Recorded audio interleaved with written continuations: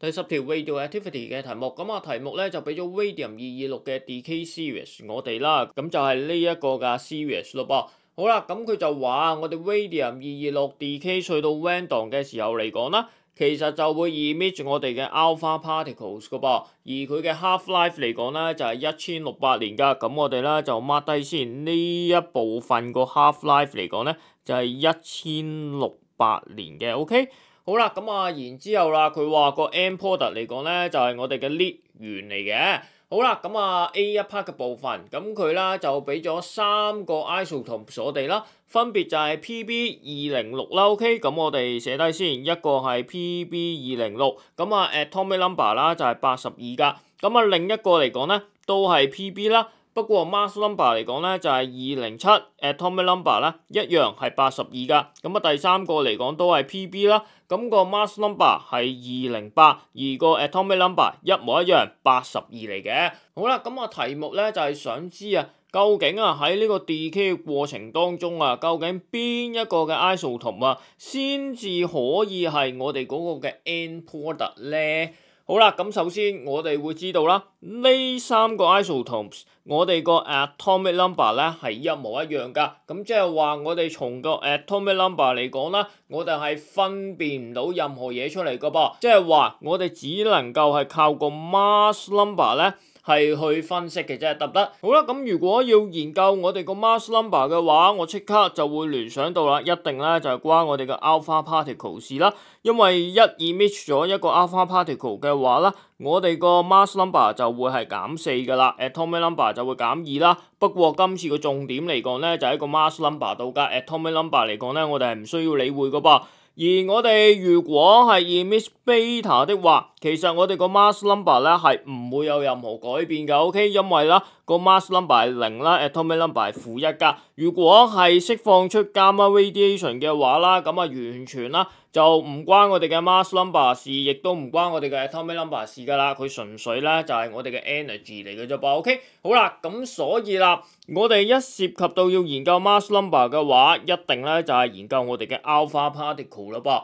好啦，咁我哋會知道啦。一 emit 咗一粒 alpha particle，mass number 一定係減4噶嘛，係咪先？好啦，咁即係話，如果我哋要由我哋嘅 RA226去到我哋嘅 PB 唔知幾多嘅話，嗰個嘅 mass number 嘅相差一定係乜嘢啊？一定係4嘅倍數嚟噶咯噃 ，OK？ 好啦，咁明咗呢度嘅話，我哋咧就可以咩啊？逐個試咯，將佢哋個 mass number 嘅相差，咁睇下邊一個係可以係做到咩4嘅倍數咯噃。咁咁啱嚟講啦，呢個206咧已經可以啦，因為啦我哋嘅226減去我哋嘅206的話咧，其實咧就會係等於20嘅咯噃。咁20嚟講當然就係4嘅倍數啦，係咪？4 5中20啊嘛，係咪先？咁所以啦，我哋就寫埋啦 which is a multiple of 4咯噃 ，OK？ 咁我哋咧就寫低先 ，which is 啦就 multiple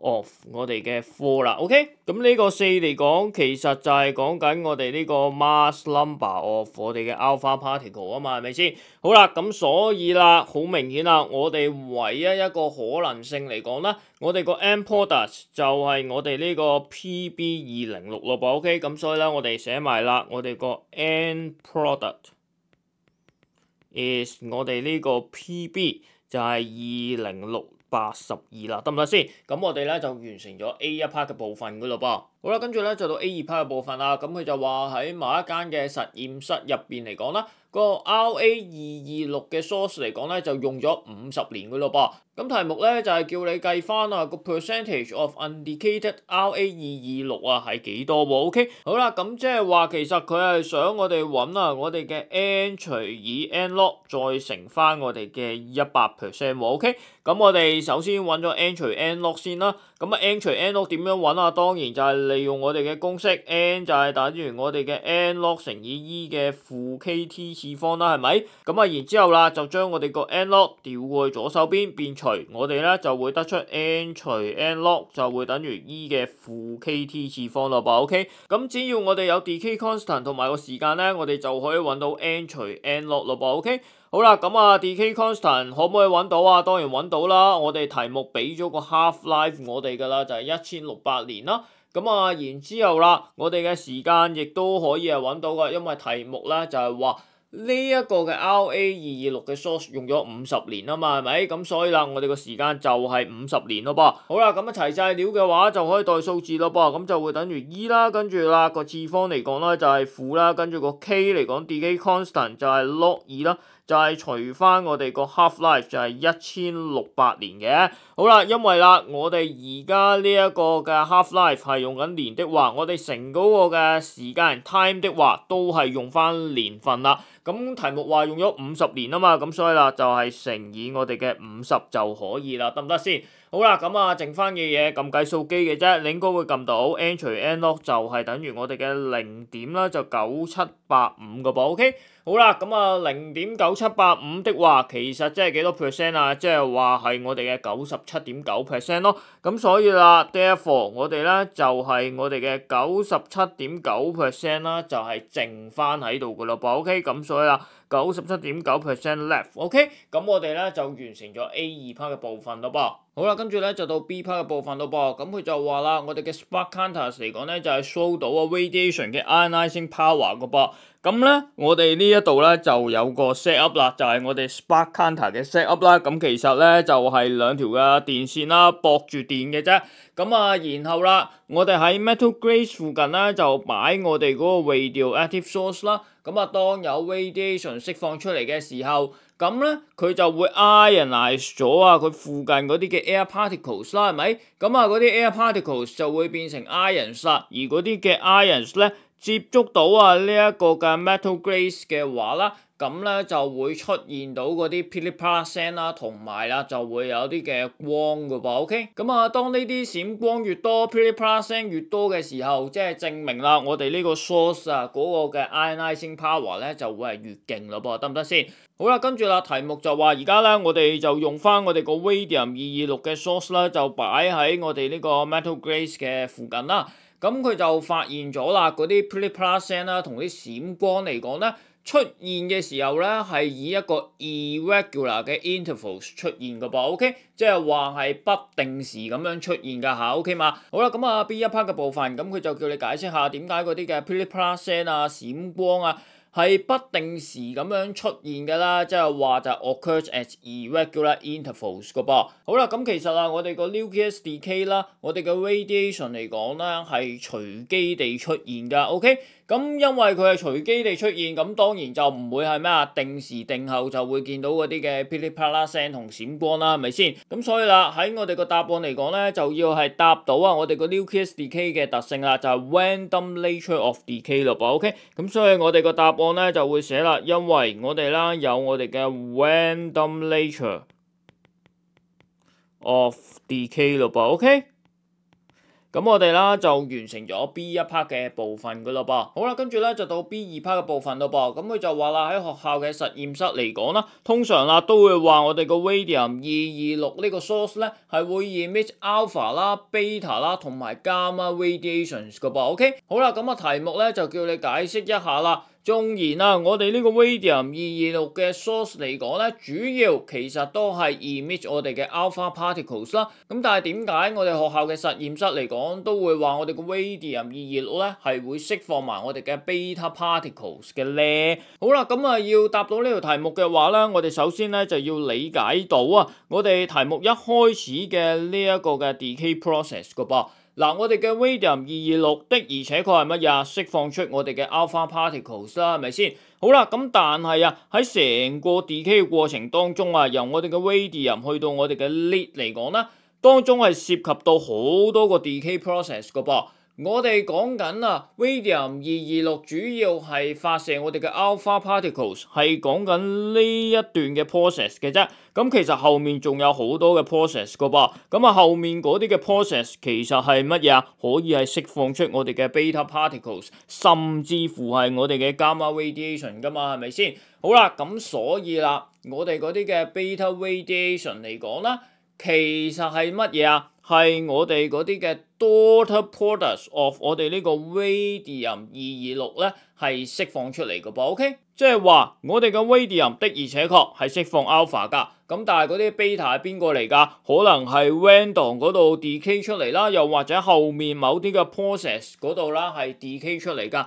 呢一啲 random 啊，或者後面嗰啲嘅 process 之間嗰啲嘅產物嚟講咧，我哋就係叫做 daughter products 啦，得唔得先？咁所以啦，我哋個答案嚟講啦，就要係寫到啦，我哋嘅 daughter products of 我哋嘅 Radium 226咧，係可能啦 emit 咗我哋嘅 beta radiation 嘅噃 ，OK？ 咁所以啦，我哋咧就會寫低啦，我哋嘅 daughter products 咯。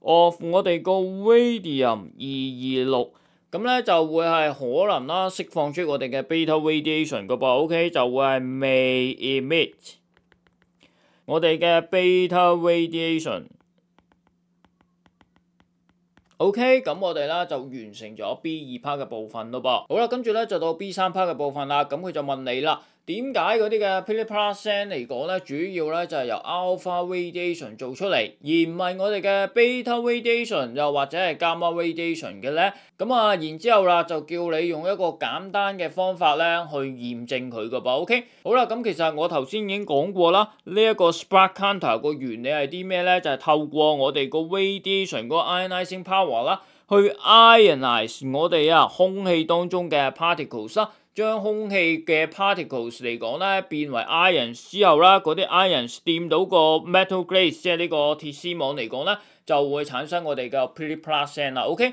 咁所以啦，我哋呢啲 Pipistrellus 點解主要係由 alpha radiation 做出嚟嘅咧？原因就係 alpha radiation 擁有最強嘅 ionizing power 喎，OK？ 咁所以啦，首先就答咗佢啦。點解我哋個 Pipistrellus 主要由 alpha radiation 做出嚟啦？原因就係 alpha radiation 擁有最強嘅 ionizing power， 因為 alpha radiation has the strongest 嘅 ionizing power 咯噃，OK？ 咁我哋咧就寫得係 ionizing power。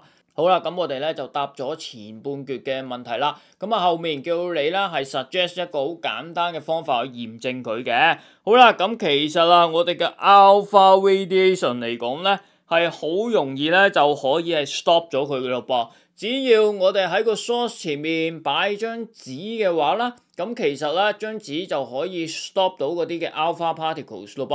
好啦，咁啲 alpha particles 俾張紙 stop 咗嘅話啦，咁其實佢就 ionize 唔到嗰啲嘅 air particles 啦。咁我哋嘅 air particles ionize 唔到，變唔到 ions 的話，咁我哋咧就唔會出現到嗰啲嘅 Pipistrellus 嘅咯噃。OK， 咁所以啦，我哋啦個答案就會話擺張紙喺我哋嘅 source 同個 metal glaze 之間啦。咁我哋咧就可以 stop 到嗰啲嘅 alpha particles 咯噃。OK， 咁我哋咧就會寫啦 place a paper。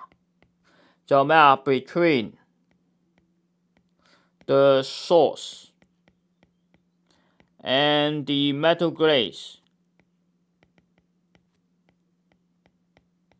咁啊，或者啦，寫清楚啲啦，係乜嘢嘅 source 啦？就係我哋呢個 RA226嘅 source 啦。OK。